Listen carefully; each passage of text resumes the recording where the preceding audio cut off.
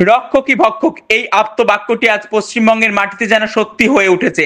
শাসক তৃণমূল কংগ্রেসের প্রত্যক্ষ মদতে বাংলার মা বোনেদের ইজ্জত আজ ধুলোয় লুটোচ্ছে। শিক্ষাঙ্গনগুলোতে লুম্পেন রাজ চলছে। তৃণমূলী দুষ্কৃতীরা অসাধু চক্র চালাচ্ছে কলেজ বিশ্ববিদ্যালয়ের ক্যাম্পাসে, সেখানে ধর্ষিত হতে হচ্ছে ছাত্রীদের। আজ হাওড়ায় ইন্ডিয়ান সেকুলার ফ্রন্টের জগৎবল্লভপুর বিধানসভা কমিটির উদ্যোগে সাম্প্রতিক ছোট্ট শিশু তামান্না খাতুনের খুন ও কলকাতার একটি আইন কলেজের জনৈকা ছাত্রীর গণধর্ষণের প্রতিবাদে ও দুষ্কৃতীদের দৃষ্টান্তমূলক শাস্তির দাবিতে একটি পদযাত্রা বের হয়। বৃষ্টি উপেক্ষা করে কয়েকশো নারী পুরুষ এই পদযাত্রায় অংশ নেয়।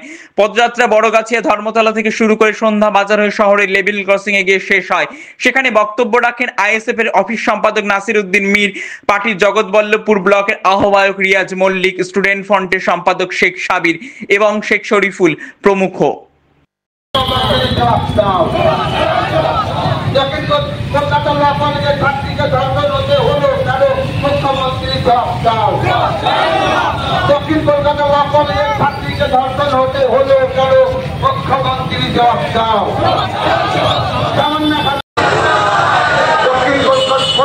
ল কলেজের ছাত্রীকে ধর্ষণ করলো কে? দক্ষিণ কলকাতার ল কলেজের ছাত্রীকে ধর্ষণ করলো কে? রাজ্যে আইন শৃঙ্খলা অবনতির বিরুদ্ধে সমস্ত স্তরের মানুষ